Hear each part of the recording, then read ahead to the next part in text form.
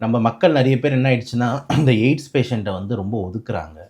AIDS பேஷண்ட்டுன்னும் போதே பயப்படுறாங்க.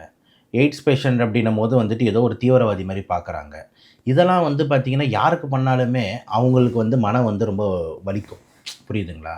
So அப்ப என்னடா இது நம்மள வந்து ஏதோ ஒதுக்குறாங்களே, நம்மள கேவலமா பார்க்குறாங்களே, நம்மள வந்து ஒரு அண்டாத மாரி ஒரு மாரி பார்க்குறாங்களே அப்படின்னும்போது அந்த ஒரு வலின்றது ஏற்படும். அந்த வலி வந்து வெறியா மாறுது.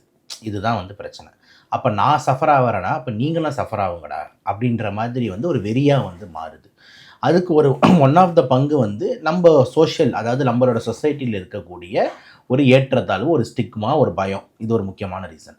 ஏன்னா எய்ட்ஸ்ன்றது வந்துட்டு ஹெச்ஐவின்றது வந்து பார்த்தீங்கன்னா, இரும்பல்னால பரவாது. தும்மல்னால பரவாது. நீங்க வந்து அவங்களுக்கு கை குடுத்தா பரவாது. அவங்கள கட்டி புடிச்சாலும் பரவாது.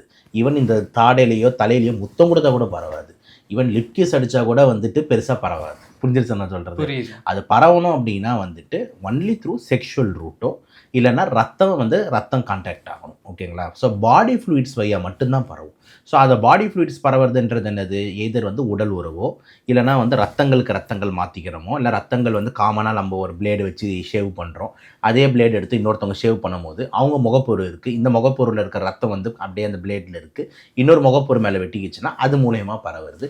இந்த மாதிரி காமன் நீடில்ஸ் ஹாஸ்பிட்டலில் ஒரு ஹெச்ஐவி பேஷண்ட்டுக்கு ஒரு ஊசியை போட்டு நம்ம லாப நோக்கத்துக்காக அதே ஊசி எடுத்துகிட்டு போய் இன்னொரு பேஷண்ட்டுக்கு போடுறது. ஓகே. ஏன்னா ஊசியை நம்ம மாற்றி மாற்றி போட்டுக்கிட்டு இருந்தால் ஹாஸ்பிட்டலுக்கு நஷ்டம் ஆயிடுதுல அப்படின்னு கூட சில பேர் யோசிப்பாங்க. ஓகேங்களா? ஸோ இந்த மாதிரி ரூட்டில் தான் பரவுமே தவிர நம்ம வந்து கட்டி பிடிக்கிறதோ கை கொடுக்கறதோ முத்தமிடுதல்லையோ இந்த ஹெச்ஐவி பரவுறதில்லை.